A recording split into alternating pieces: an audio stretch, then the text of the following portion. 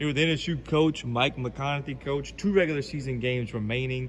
You're at home against UNO on Wednesday, head to Central Arkansas on Saturday. Coming out of that Southeastern game, a 95-92 loss, it seems like this team kind of found some things offensively. You pushed the ball well, you shot it pretty well, especially in the last 30 minutes of the game. Obviously, you're back at full strength on Wednesday. What can you take offensively from that game that can translate this week? Well, I mean, we were really good in the open floor, and we've got to continue to do that. And hopefully that'll be something that we'll be able to do Wednesday, and then moving forward to Saturday as well, to be able to get out in the open floor and make some things happen. We're a much better team when we get out in the open floor, when we get locked down in a half-court situation. Not saying that we're not efficient. I just think that the parts of us are better in the flow of a game by moving up and down the floor. So, understand that, building on that, had 50-plus points in the paint, which, some of those paint points were off of breaks, but still just being able to score and get the ball in the hole in that area. Still need to get the free throw line more, and still need to do a better job of knocking down free throws. You also won the turnover battle and the points off turnover battle. You were able to turn Southeastern mistakes into points. It seems like that area has continually gotten better over the past couple months. Yeah, I mean, we've improved a lot. One of the things in the last 2 ball games that was kind of a concern is we've been doing a great job holding people's field goal percentage down. In both these games, it was elevated. And there's a couple of things. One, I don't think we contested. I think in the Stephen F. Austin game that we got beat over the top too many times for easy shots. And then the other day against Southeastern, I felt like we didn't contest guys in the 12 to 15 foot range. Caldwell and Starwood, just 11 for 17, and just really did a remarkable job. It wasn't that what Scout wasn't covered. It was that we just didn't contest their shots and allowed them to get off, and they scored them in just really short periods of time. That was the other thing. It wasn't over the whole game. It was just boom, but both of them pretty much. And so, we just got to get back to doing that, of contested shots and doing a good job. A win on Wednesday won't completely lock up a tournament bid, but it'll certainly make your position much stronger, sitting at 9-9 in conference play at a 3-way tie right now. Do you sense that this group has that sense of urgency to get it done? I'm very hopeful, because it's an opportunity for postseason play, and postseason play means you get to play more games. Therefore, your team gets to grow with only technically one senior on the team. It's preparing you not just for this year, but it's preparing you for future years, because we've got playing 3 freshmen and basically, 2 or 3 sophomores are getting a lot of minutes as well, that heavy minutes.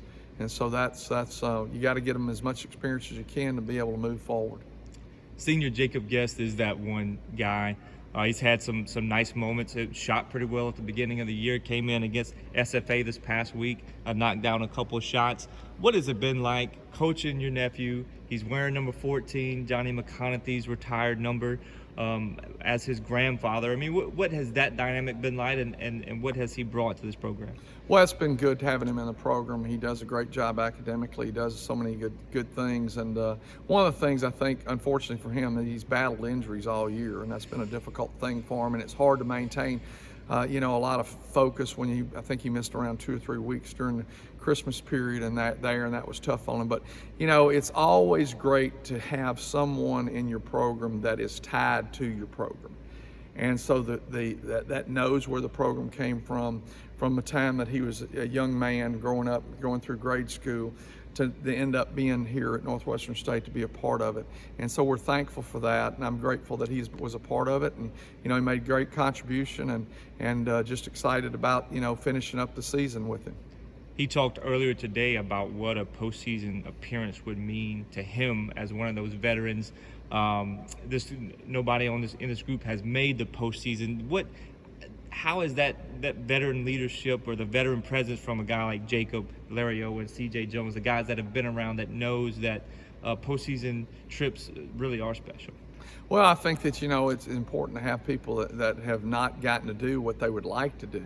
And so many times in life, today everybody just assumes you're just supposed to get that. Everybody gets a participation award, they show up and they go. So when you've experienced loss and not been able to do that, I think it sends a message, hey, we need to have more of a sense of urgency to make this happen so that we can get ourselves in position to do something that someone hadn't done in 4 years. You mentioned, Stephen F. Austin and Southeastern are very similar in the way that they play tough. They want to grind you out and grind you down. UNO seems like they like to get it up and down the floor and run, kind of like this team does. Is it going to be easier to play that transition style if both teams might be more apt to do so? Well, I think that New Orleans is really unique in the fact that they'll really run you a power game, but they're going to try to jam it down your throat to try to get some opportunities to score buckets. I mean, Troy Green is phenomenal. Bryson it's Brunson or Bryson? Bryson Robinson. I knew it was, but I was making sure. Bryson, Absolutely. just phenomenal player, and he's got a 3-ball component to his game. Plus, he's big and strong, can get in there. So those two guys. Plus, they've got some other parts to their game. Big and strong guys that can really create some problems for you. So, they've got to come. We've got to come and be prepared to play. And I mean, fortunately for us down there, we got after it. We had a sense of urgency, and I'm hoping that we bring that same sense of urgency Wednesday night here. Defensively, what does it do when you get your pieces back to be able to get those guys in position to where they were playing, really good defense a couple weeks ago, and to kind of get that back a little I bit? think it's important. It's important to be able to have guys in position where they can contest shots and block shots, and I think that's the one thing. I think that'll make a lot of difference. And the other thing is being able to be in a position to where when the opportunity presents itself, we can score from a lot of different areas. When you limit the number of areas that you can score from, that makes it a little easier for people to guard you. And I think that especially in the Stephen F. Austin game, I felt like that was a major part of that. So moving forward, getting guys in a position where we've got all of our guys scoring. I thought Jovan Zelembaba did some really good things on Saturday, along with other guys, but just because he kind of played a different role, and he really adapted to it well and did a good job. Zooming out to look at Central Arkansas, obviously it's going to be an important game whether a conference tournament spot's on the line or not. It's going to be at least seeding. You had mentioned that sometimes 1 or 2 rebounds can make the difference. Central Arkansas, you had a great half of basketball when they came here. Second half, Central Arkansas was able to take that one. But how much has it been a factor where you got to put 35-40 minutes together and then make those plays down the stretch against the Southeastern to get the rebound? I think that's really paramount what you're saying, because if you go back to it in the Southeastern game, a tip in a shot with 1.9 is 2 points. If you don't get that, then they have 2 less points. Because it was actually they scored on the last play of the game, so it was a 1-point game at that point. So there, and then you go back to the game here against Central Arkansas, we gave up numerous long rebounds that they were able to score and got them kick-started because we were up 16 and really just unbelievable basketball the first half. So, it allowed them to get kick-started because we didn't rebound the basketball and take care of it. If you go back to it, when we've got in trouble this year is when we haven't rebounded the ball and been tough with the ball and made good decisions with the ball. Coach Mike, thank you very much.